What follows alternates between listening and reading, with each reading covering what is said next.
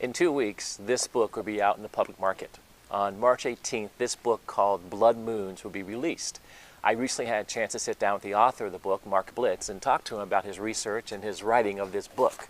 You know, Mark basically talks about the history of blood moons, and it all started because he saw a picture on the internet.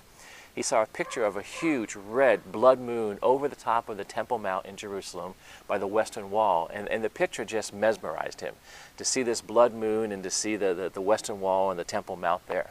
So he started to do some research, and he found himself on the NASA website. And NASA has kept records of total lunar eclipse. That's what a blood moon is. It's a total lunar eclipse.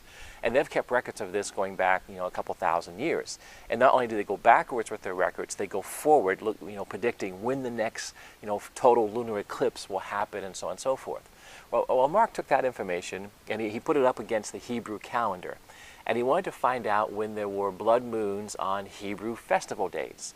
Now, when you have 4 blood moons together without a partial eclipse in between, so when there's 4 total lunar eclipses without partial ones in between, that's called a tetra. So a tetra is when they fall on biblical Hebrew festival days, Passover, Feast of Tabernacles. Some amazing things have happened the last 3 times. They've happened either 7 or 9 times, depending on which information you go by, but they've happened a couple times since AD 1, basically. And the last 3 in particular, it has really impacted Israel. And when things impact Israel, they tend to impact the entire world. There was total blood moons in 1493 and 1494.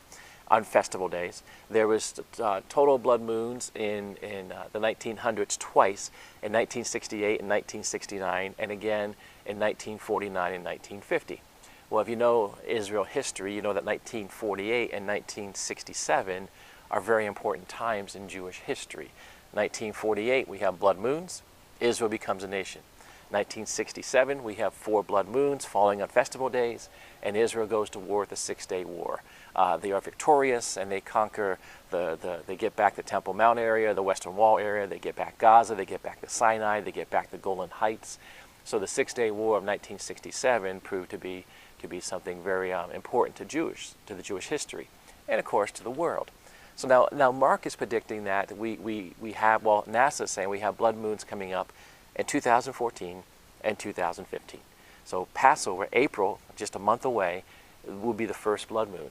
And Mark is saying that, well, what's going to happen based on past history? These incredible events have happened, so what's in store? So I would not be surprised to see this book, rise up on the New York bestseller list just because people want to have information.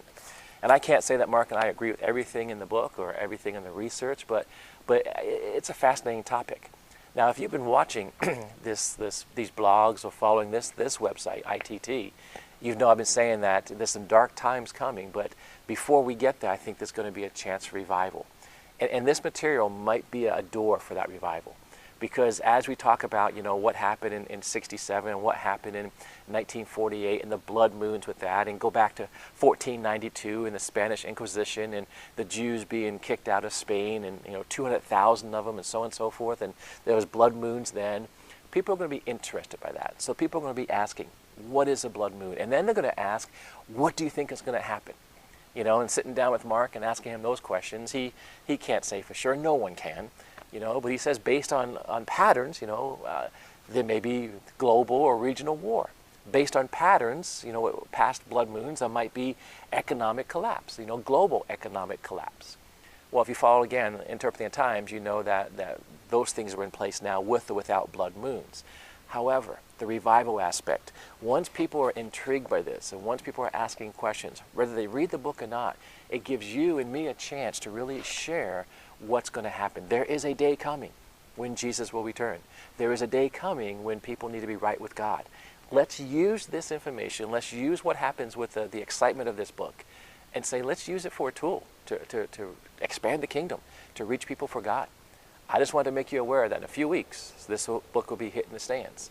And again, Mark and I have different opinions on some things, but it's going to be popular, and it's going to be intriguing, and it's going to be a chance for us to use it to glorify God.